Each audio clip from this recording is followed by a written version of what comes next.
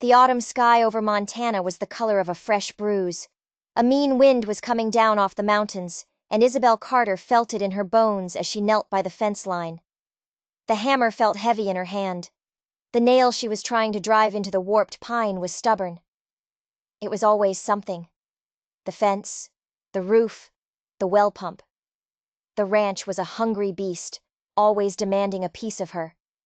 On her last strike, the nail bent sideways, a crooked finger mocking her. She let out a breath of frustration, the white cloud snatched away by the wind. She pulled the bent nail free with the claw of the hammer and was about to try again when she heard it. 3 sharp knocks on the front door of the house. It wasn't a friendly knock. It was urgent. Loud enough to cut through the wind's howl. She left the hammer resting on the post and walked back to the house, her worn coat pulled tight. Her hair, tied back in a simple bun, was already coming loose, strands whipping across her face. She reached the porch, her boots loud on the old wood, and opened the door. And then she froze. Standing on her porch were 2 little girls. They couldn't have been more than 6 years old, identical as 2 pennies. Their cheeks were bright red from the cold, their braids a tangled mess from the wind. They stood side by side, their small, scuffed boots planted firmly, as if daring the wind to move them. The one on the left, her chin held high, spoke first. Her voice was clear and steady, with no hint of a child's hesitation. "We heard you needed a man on the ranch," she said. "Our papa loves you." Isabel just blinked. The words didn't seem to fit together. They were just sounds hanging in the cold air. "My papa loves you," the girl repeated, as if Isabel was slow. "He's good with horses. He can fix any fence, and he can shoot the eye out of a hawk from 100 yards." The other girl, the quieter one, clutched a small leather satchel to her chest. Her eyes, wide and watchful, darted from Isabel to the darkening horizon and back again. She didn't say a word, but her gaze was just as intense as her sister's. Isabel looked them over. Their wool coats were clean but threadbare at the cuffs. Their boots were cracked and worn thin at the soles. "Where is your father?" she asked, her voice a little hoarse. "He's down at the cattle camp by the river," the bold one said. "He's working, too busy to come himself, so we came for him." Isabel looked past them, down the long, muddy track that served as her road. She saw nothing but swaying grass and the skeletal shapes of cottonwood trees against the gray sky. It was at least a mile to the river camp, maybe more. "You walked all this way? Alone?" The quiet twin finally spoke, her voice barely a whisper but sharp as a needle. "It's not that far. We know the way." Isabel crossed her arms, a familiar defensive posture. This was all wrong. 2 little girls showing up at dusk, spinning a tale about a father she'd never met. "Do you 2 make a habit of knocking on strangers' doors?" The first girl shook her head, her braids flying. "You're not a stranger. Papa talks about you all the time." That stopped Isabel cold. Her breath hitched in her throat. Why would any man, let alone a complete stranger, be talking about her to his children? "What are your names?" "I'm Sophie," the bold one said, tapping her chest. "And this is Clara." Just then, a gust of wind slammed against the house, rattling a loose shutter. Isabel saw both girls shiver, a tiny, involuntary tremor that they tried to hide. Her first instinct was to send them home, to tell them to run back to their father and not to wander off again. But then she saw Sophie's knuckles, chapped and red. She saw Clara's lower lip tremble for just a second before she bit down on it. They were cold, and they were determined. Whatever game this was, they were playing it with all their hearts. "Come inside," Isabel said, her voice softer now. She stepped back and held the door open. "Both of you." Sophie and Clara exchanged a quick, triumphant look, and then they scurried past her into the warmth of the house. Isabel shut the door, the latch clicking loudly, sealing out the wind and sealing in the mystery that had just walked over her threshold. Isabel led them into the kitchen, the heart of the small house. "Sit by the fire," she said, pointing to the stone hearth. She stirred the embers with a poker, and they glowed to life, casting flickering shadows on the walls. The girls huddled together on the braided rug she'd made last winter, their muddy boots leaving little prints on the wooden floor. For some reason, she didn't mind. She filled the kettle with water from the pump and hung it over the growing flames. "Now," she said, turning to face them, her hands on her hips. "What, exactly, did your father say about me?" Sophie didn't hesitate. It was like she had rehearsed the answer. "He said you work harder than any 3 men he's ever known. He said you don't scare easy. And he said you look like you need someone you can count on." Clara added her part, her voice soft as moth wings. "He said you're kind." Isabel turned away, busying herself by measuring flour into a bowl. The words hung in the air, simple and direct. Kind. It wasn't a word she heard often. Strong, yes. Stubborn, certainly. But kind? She didn't know this James Rowan, but he seemed to know things about her that even her closest neighbors didn't. "And your father's name?" she asked, her back still to them. "James Rowan," Sophie said proudly. "Papa said that if you ever met him, you'd understand." Isabel finally turned around and looked at them. 2 identical faces, staring up at her with unwavering certainty. One bold, one quiet, both waiting. The wind howled outside, but in the small, warm kitchen, a different kind of storm was brewing. She had a choice. She could send them away with a piece of bread and a warning. Or she could let them stay, she could listen. "Tea will be ready in a minute," she said, her decision made. "And then, you're going to tell me everything." By the time the next knock came, the wind had died down to a low moan. The twins were asleep on the rug, their bellies full of bread and honey, their faces peaceful in the firelight. This knock was different from the girls'. It was 3 firm, measured raps on the door. The knock of a man who was not in a hurry, but who expected to be answered. Isabel wiped her hands on her apron, her heart starting to beat a little faster. She opened the door. He was taller than she'd imagined. The brim of his hat cast his eyes in shadow, but she could feel his gaze on her. He stood straight and square, taking up most of the doorway, a solid presence against the night. His coat was covered in dust, and he smelled of leather and the cold night air. His voice, when he spoke, was deep and even. "Evening, ma'am," he said. "I'm looking for my daughters." From behind Isabel, Sophie stirred. The sound of his voice had woken her instantly. "Papa!" she chirped, scrambling to her feet and peering around the door frame, a wide grin on her face. Clara was right behind her, slower, but with a matching smile. Isabel stepped aside, and the girls rushed out onto the porch, wrapping their arms around his legs. They started chattering at once, a jumble of words about the warm fire, the sweet tea, and the big orange cat that sometimes slept under the porch. James Rowan rested a hand on each of their heads, a brief, grounding touch, before he looked back at Isabel. His eyes were no longer in shadow, and she saw they were a clear, steady gray, like the winter sky just before a snow. "I apologize if they were a nuisance," he said. "They weren't," Isabel replied, though her tone was a little cooler than she intended. She crossed her arms again. "What they were was alone. It's almost a mile to the river camp, Mr. Rowan, and it's dark." His gaze didn't waver. There was no excuse, no defensiveness in his eyes. Just a simple acceptance of the fact. "I know. They've done it before. I tell them not to wander, but they're strong-willed."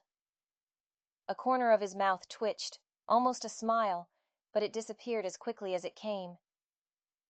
"I was moving a stray back from the north pasture. By the time I got back to camp and saw they were gone, one of the hands said he'd seen them heading this way." "You should watch them more closely," she said, the words sharper than she meant. The image of their small, shivering bodies on her porch was still burned into her mind. He nodded slowly. "You're right, and I thank you for taking them in." The girls were still talking, Sophie now explaining in great detail how Isabel had let her stir the honey into the cups. He listened patiently, his hands resting on their shoulders, anchoring them to him. Finally, he straightened up. "Time to go home," he said, gently turning them toward the porch steps. Sophie opened her mouth to argue, but he gave her a look, a quiet, firm look that needed no words, and she fell silent. As they stood on the edge of the porch, ready to leave, Isabel saw him hesitate. He reached into his coat pocket, then stepped back inside the doorway. He placed a small, rough burlap sack on her kitchen table. Next to it, he set down a glass jar wrapped in a piece of newspaper. Isabel frowned. "What's this?" "Flour," he said, tapping the sack. "And honey, for your trouble." "That's not necessary." His eyes moved from her face to the fire, then back again. "Maybe not, but I'd appreciate it if you'd take it." Before she could say another word, he was back on the porch, guiding his daughters down the steps. Sophie turned and waved. "Good night, Miss Isabel," Clara whispered, a soft echo of her sister's words. James Rowan just touched the brim of his hat, a simple, old-fashioned gesture. "Good night, ma'am." And then the three of them were gone, swallowed by the darkness. The only sound was the crunch of their boots on the frosty ground, a sound that faded quickly into the night. Isabel closed the door, the click of the latch loud in the sudden silence. The burlap sack and the jar sat on her table, a strange offering. She walked over and untied the twine on the sack. The flour was fine and white. She unwrapped the jar. The honey was thick and golden, glowing in the lamplight. It was a simple gift, but there was something solid and real about it. She thought about the way he had stood on her porch, unapologetic but grateful. The way he had listened to his daughter's stories as if they were the most important thing in the world. It had been a long time since a man had been in her kitchen. An even longer time since one had been there who didn't feel the need to fill every silence with the sound of his own voice. She put the flour in the bin and the honey on the shelf. The fire crackled in the hearth, and the house felt empty again. But something was different. The silence wasn't quite as lonely as it had been before. The next morning, the sun turned the frost on the fence rails to diamonds. When Isabel went out to feed the chickens, she found Sophie and Clara already there. They were crouched by the coop, giggling as they tossed handfuls of scratch grain to the squawking hens. "We came back!" Sophie announced, jumping to her feet. "Papa said we could, so long as we were a help and not a hindrance." Clara, ever the quieter one, just smiled and held out a small palm filled with grain, an offering. Isabel couldn't help but smile back. "Looks like you have everything under control." They worked together, the girls chasing the chickens and Isabel filling the water troughs. The morning air was crisp and clean, and the sound of the girls' laughter was a welcome change from the usual silence of the ranch. When they were done, Sophie insisted on helping her pump water for the kitchen. The old pump handle creaked and groaned as they worked it up and down, their combined weight barely enough to move it. Clara held the bucket steady, her small mittens getting soaked as the water splashed over the side. Later, as Isabel carried the full bucket to the house, she noticed something. The door to the chicken coop, which had been sagging on a broken hinge for months, now swung straight and true. Someone had planed the warped wood and replaced the rusted hinge with a new, oiled one. No one had said a word. The next day, it was the fence. The same section she had been struggling with just 2 nights before was now repaired. The posts were straight, the rails were secure, and the nails were driven in flush and clean. It was the work of someone who knew what they were doing, someone who took pride in a job well done. And the morning after that, she woke to find a full cord of firewood stacked neatly against the side of the house, each piece cut to the perfect length for her stove. James Rowan never mentioned it, When he came to pick up the girls at the end of the day, he would just nod and thank her for watching them. There were no notes left behind, no casual mentions of the work he had done. The repairs just appeared, like the morning sun or the evening stars. Silent, certain, and without any expectation of thanks. The girls became a part of the ranch's rhythm. They followed Isabel on her rounds, their little boots making tracks in the mud beside hers. They helped her gather eggs, their small hands surprisingly gentle. They helped her weed the garden, chattering about a secret fort they were building in the woods, or a story their teacher had read to them. Sometimes they were quiet, working beside her in a comfortable silence that felt more like companionship than work. But in town, things were different. The whispers started small. A look held a second too long in the general store. A conversation that stopped abruptly when she walked past the post office. Mrs. Gable, the town's self-appointed moral authority, saw her buying a length of blue ribbon and asked if she was planning on sprucing herself up for her new gentleman caller. The words were sweet as honey, but the sting was sharp as a bee's. Then, old Mr. Abernathy, who smelled of chewing tobacco and gossip, tipped his hat to her and asked with a sly grin, "How are all the little Rowans doing over at the Carter place?" The talk wasn't shouted from the rooftops, but it didn't have to be. In a town this small, a whisper could travel faster than a wildfire. Isabel tried to ignore it. She held her head high and went about her business. But the looks and the whispers followed her, sticking to her like burrs on a wool blanket. One afternoon, back at the ranch, she watched the twins trying to catch one of the barn cats. They tumbled and giggled, their faces smudged with dirt. She should have told them to be more careful. She should have worried about the grass stains on their clothes. But she didn't. She just leaned against the porch railing and watched them, a small, sad smile on her face.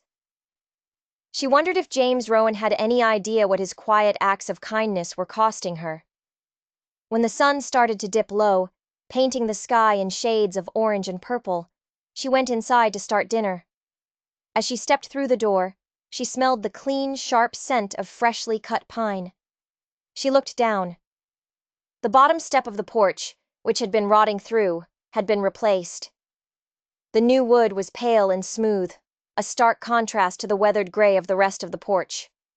Another silent repair. Another unspoken kindness. Another piece of fuel for the town's gossip fire. She stood in her kitchen for a long time, her hand resting on the new wood. She thought about James Rowan, the quiet man who was slowly mending her ranch, piece by piece. She just wished she knew if he was also the man who was going to tear her life apart. The autumn market was the biggest event of the season. The main street of town was clogged with wagons and people, the air filled with the smell of roasting nuts, spiced cider, and horse manure. Isabel had set up her small stall, her polished apples and bright orange squash arranged in neat pyramids. Business was good. She sold 2 bushels of apples and a dozen squash in the first hour. Across the street, a group of men were gathered outside the saloon, their loud laughter cutting through the market chatter. She recognized most of them. Ranch hands from the bigger outfits, men who worked hard and drank harder. One of them detached himself from the group and started walking toward her. Mick Dalton. He was a big man, with a swagger in his step, and a mean streak a mile wide.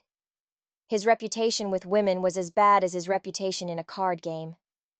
He stopped at her stall, leaning against it with a familiarity that made her skin crawl.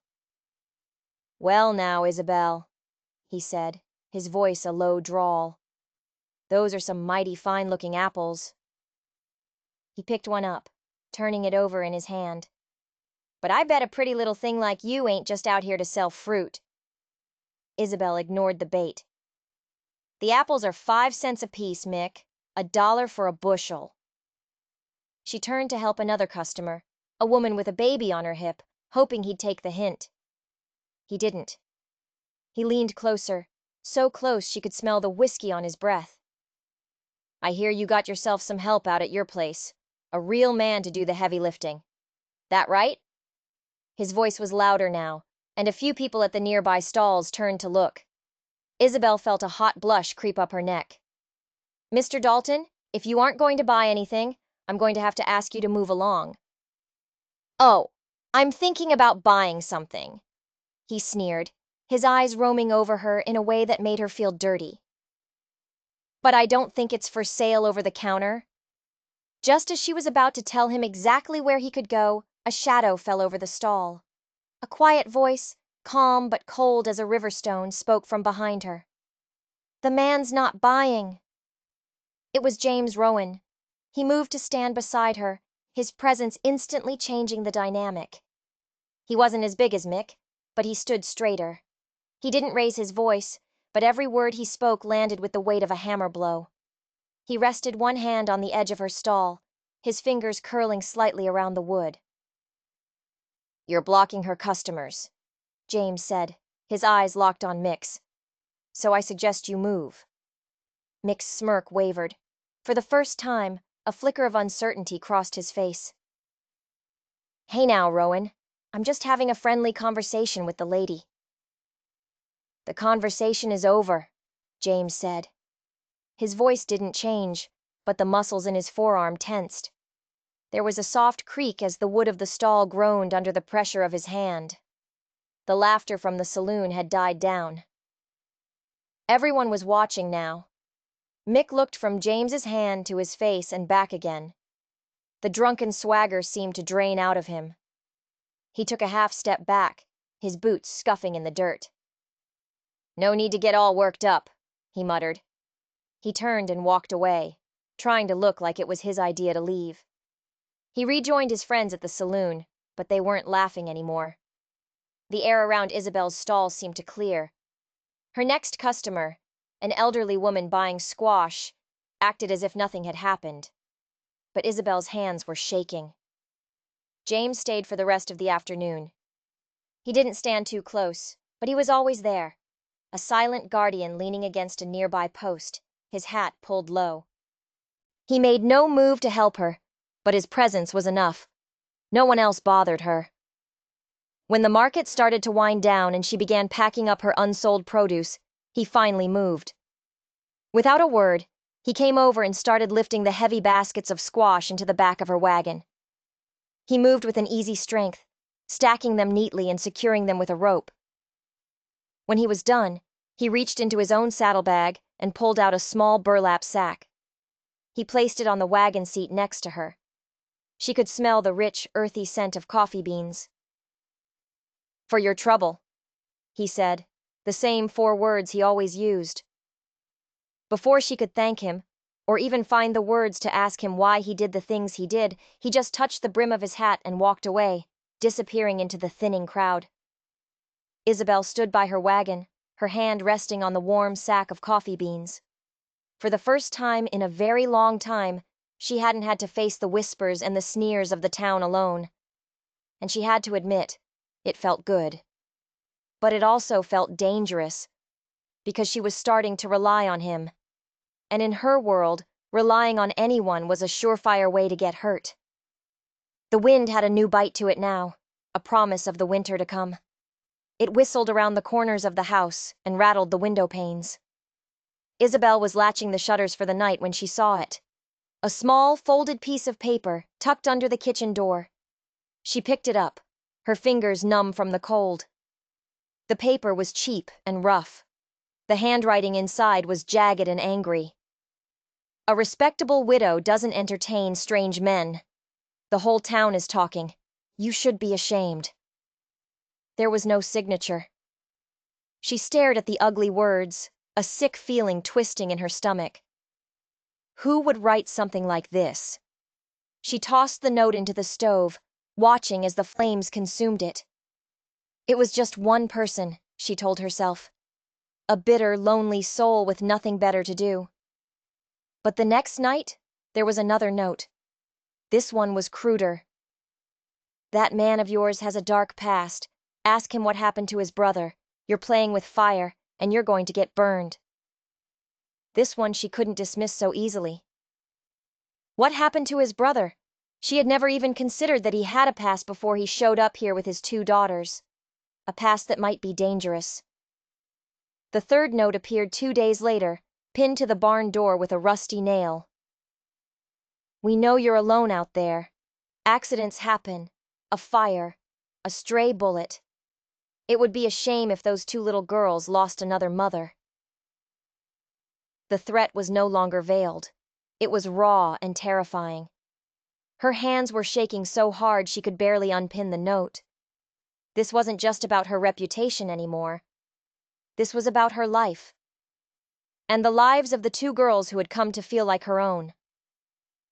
That evening, as she was sweeping the kitchen floor, the back door opened and James walked in.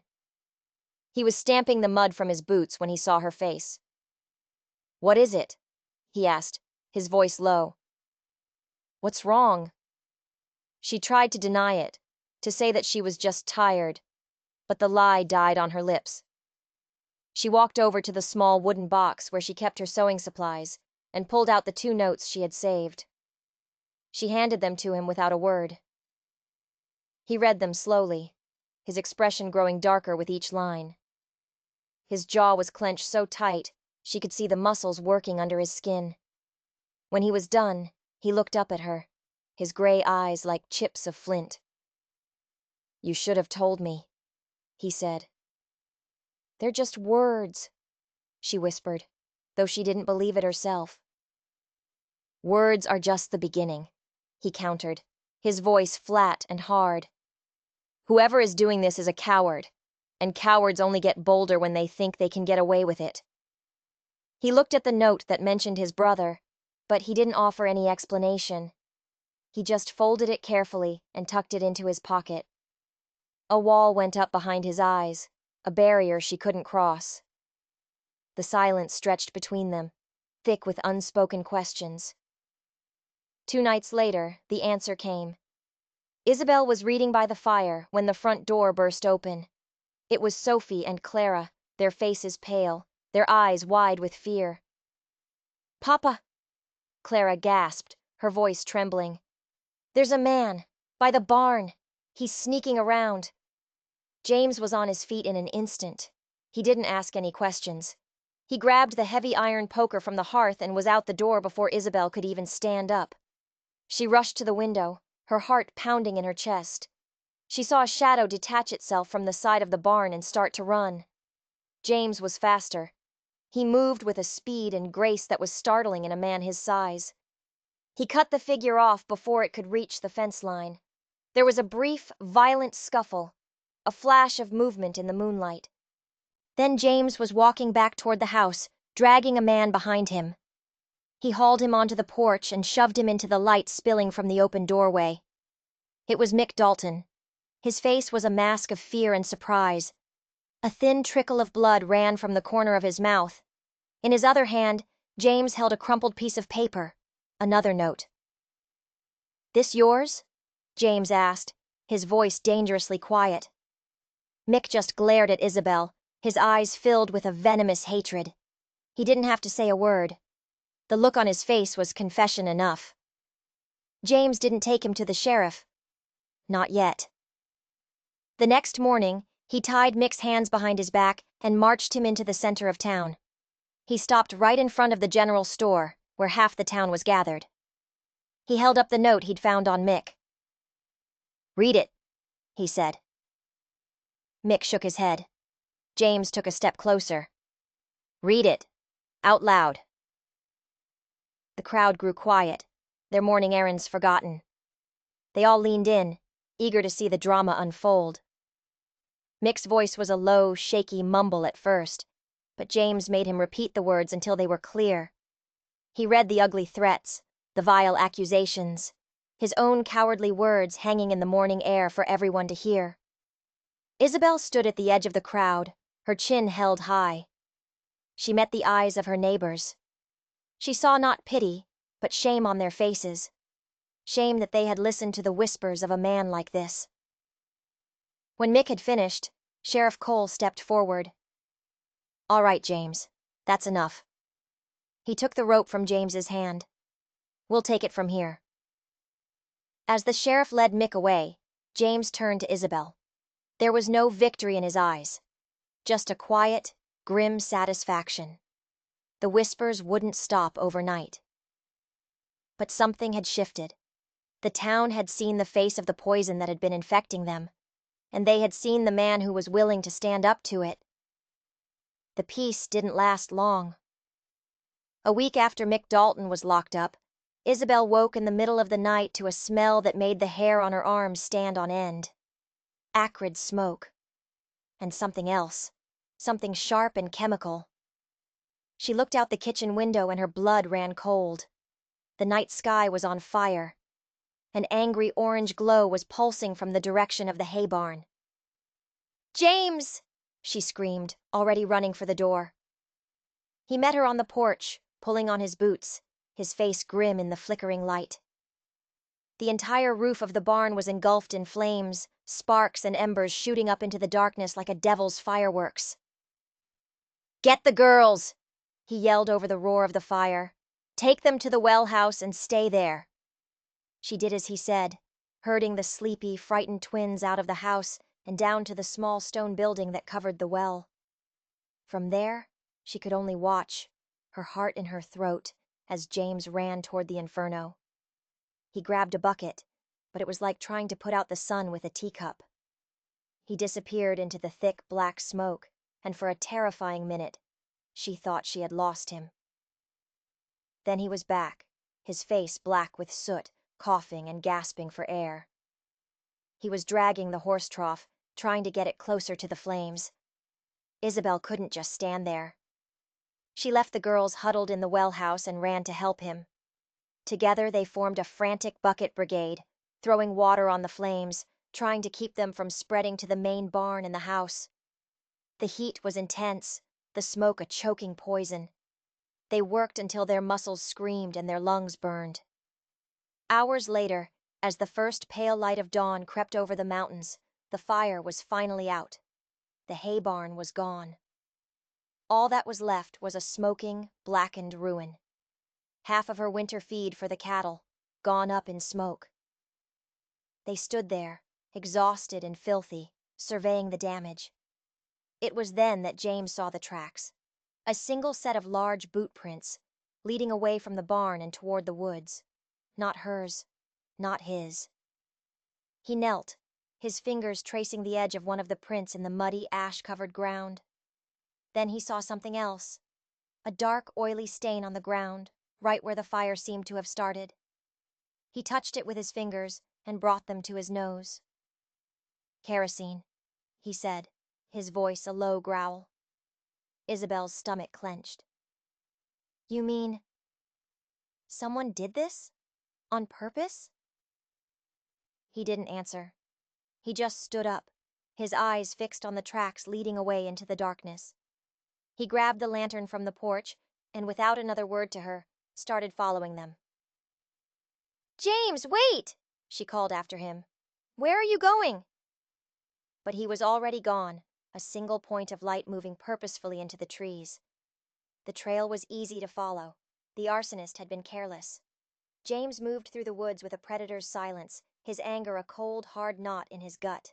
The tracks led him over the ridge and down into the next valley, to the edge of a large cattle camp. He recognized it immediately. It belonged to Brock Hanley. Hanley was a man who had been buying up all the smaller ranches in the area, a ruthless businessman with a reputation for getting what he wanted, no matter the cost. He'd made an offer on Isabel's place a year ago, an insulting, low-ball offer that she had refused.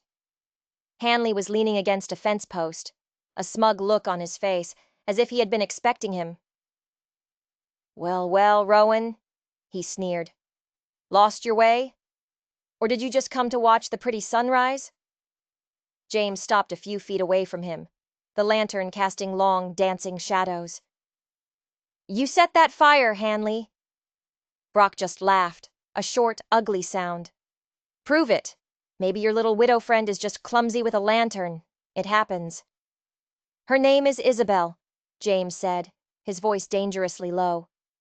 "And you're going to tell the sheriff what you did." Brock pushed himself off the fence post, his smirk turning into a snarl. "Or what? You gonna shoot me?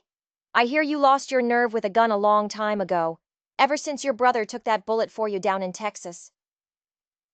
The words hit James like a physical blow, but his face remained a stony mask. He set the lantern down carefully in the dirt. "No gun," he said. "This, we settle with our fists."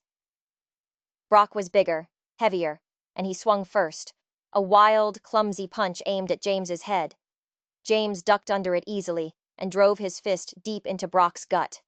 The air went out of him with a loud whoosh. They circled each other in the dirt, their harsh breaths fogging in the cold morning air. Brock lunged, and this time he connected, his fist glancing off James's shoulder. James absorbed the blow and answered with a sharp, brutal combination. A left hook to the jaw that snapped Brock's head back, followed by a right cross to the temple that sent him staggering. Brock tried to grab him, to wrestle him to the ground, but James was too quick. He spun out of the way and slammed Brock against the fence rail. The wood cracked under the impact. James pinned him there, his forearm pressed against Brock's throat, cutting off his air. "You're going to sign a confession," James said, his face inches from Brock's. "You're going to write down that you set that fire, and you're going to sign your name to it." Brock's eyes were wide with a mixture of pain and hatred, but he saw something in James's face that terrified him more than the pain. He saw a man with nothing left to lose. He gave a short, choked nod. James dragged him into the small ranch office and threw a piece of paper and a pen on the desk. He stood over Brock as he wrote, his hand shaking, his signature a barely legible scrawl. When he was done, James took the paper, folded it, and put it in his coat pocket. "Stay away from her ranch," James said, his voice a low whisper. "Stay away from her. If I ever see you on her land again, this will feel like a friendly chat." He turned and walked out, leaving Brock Hanley slumped over the desk, gasping for breath. The confession was a small, powerful weight in his pocket. It wasn't justice. Not yet. But it was a start. The courthouse in Milford was packed. It seemed like the entire county had turned out for the spectacle. Brock Hanley, looking uncomfortable in a suit that was too tight, sat at one table with his expensive lawyer from the city. At the other table sat Isabel, with James beside her. The judge, a stern, no-nonsense man named Fletcher, peered down at them over his spectacles. "The court will hear the case of Hanley versus Carter," he announced, "regarding the disputed ownership of the South pasture."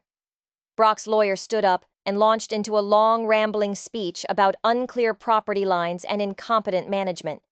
He painted a picture of Isabel as a helpless widow, unable to properly care for her land, and Brock as a civic-minded rancher, willing to take the unproductive land off her hands for the good of the community.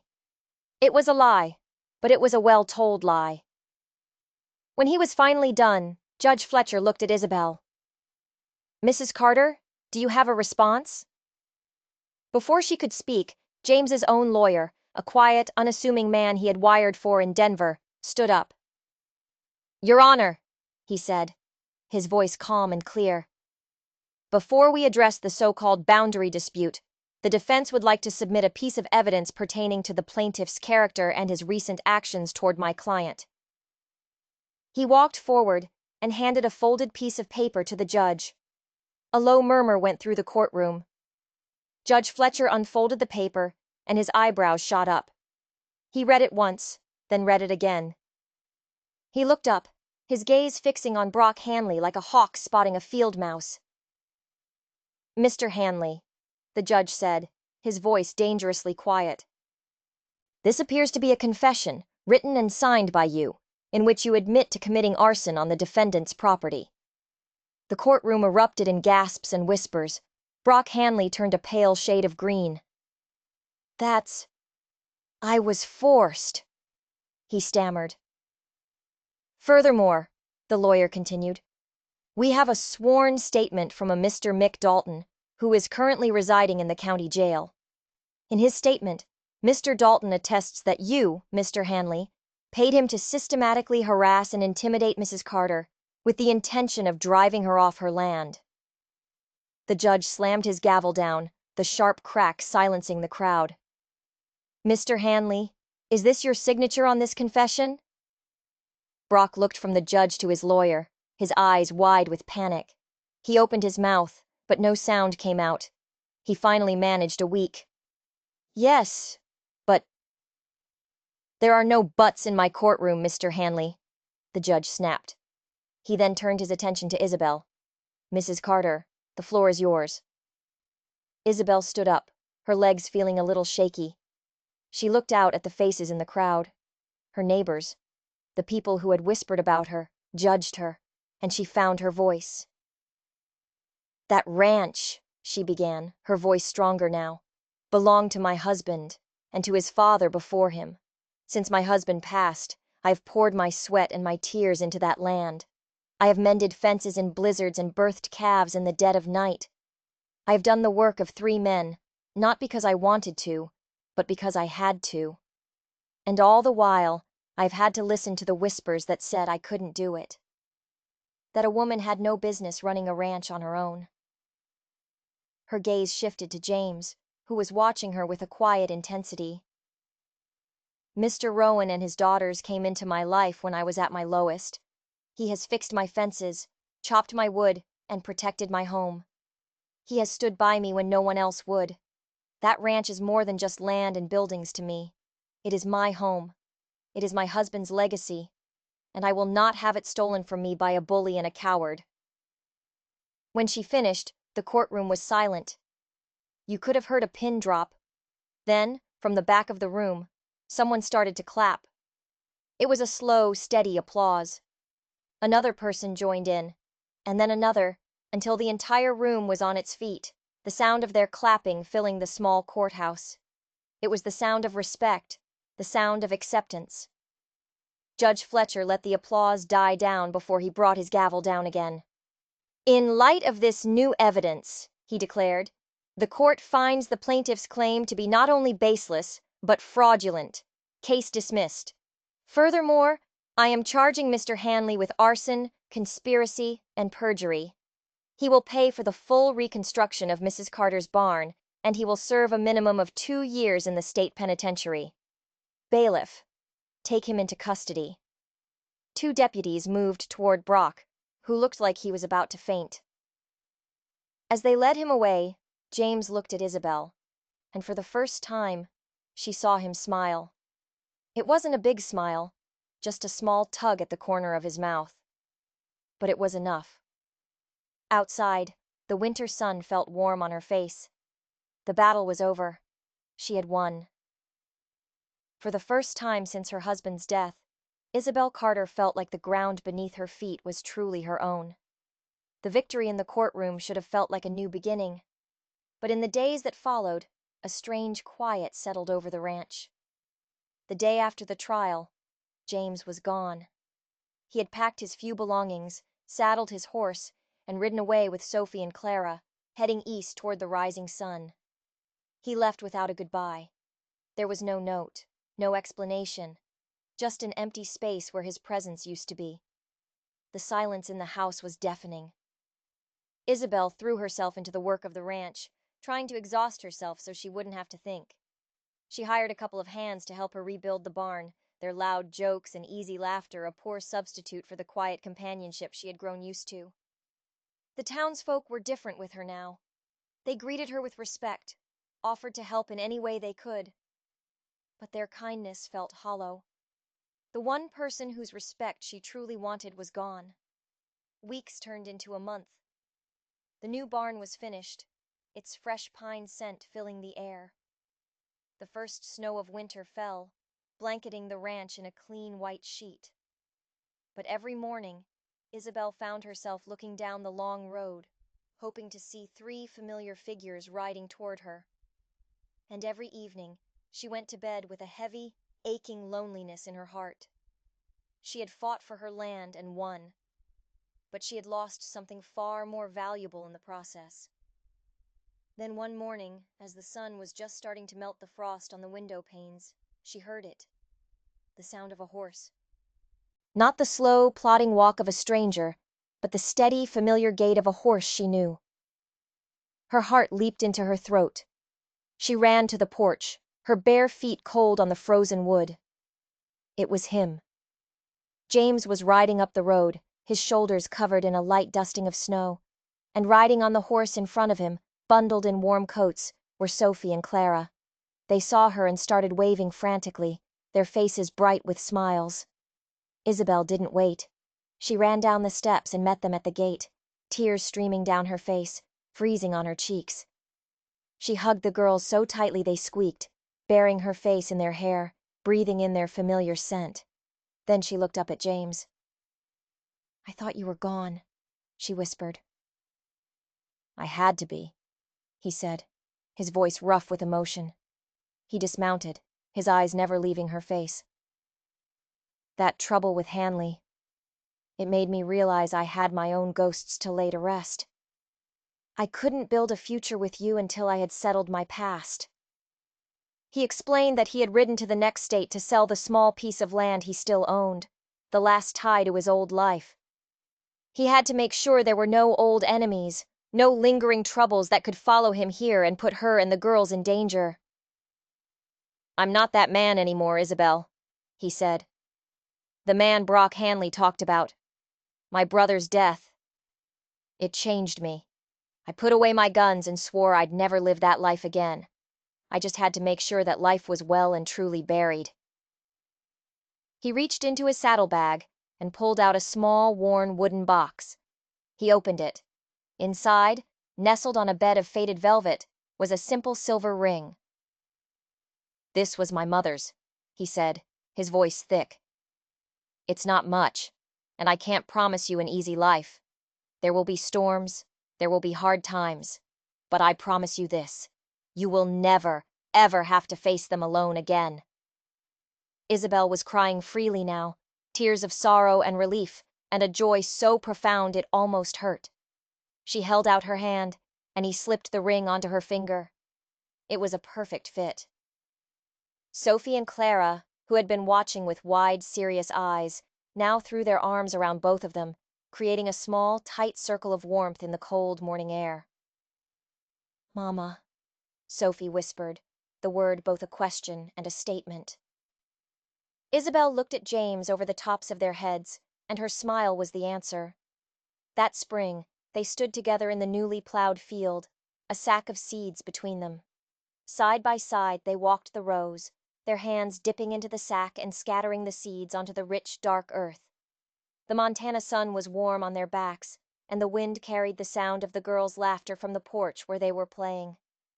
They were planting more than just corn. They were planting a future, a family, a love that had grown out of the harshest soil, a love that was as strong and resilient as the land itself. Thank you for watching this story of love, loss, and the incredible strength of the human heart. The story of Isabel and James is a powerful reminder that sometimes the family we choose is the one that truly makes us whole. If you were moved by their journey, please show your support by hitting that like button and subscribing to our channel for more tales of romance and resilience from the untamed American West. Don't forget to ring that notification bell so you never miss a new story. Share this video with someone who loves a good old-fashioned love story, and let us know in the comments what you thought of Isabel's courage. Until next time, keep your heart strong and your spirits free. This is Wild West Love Stories, signing off.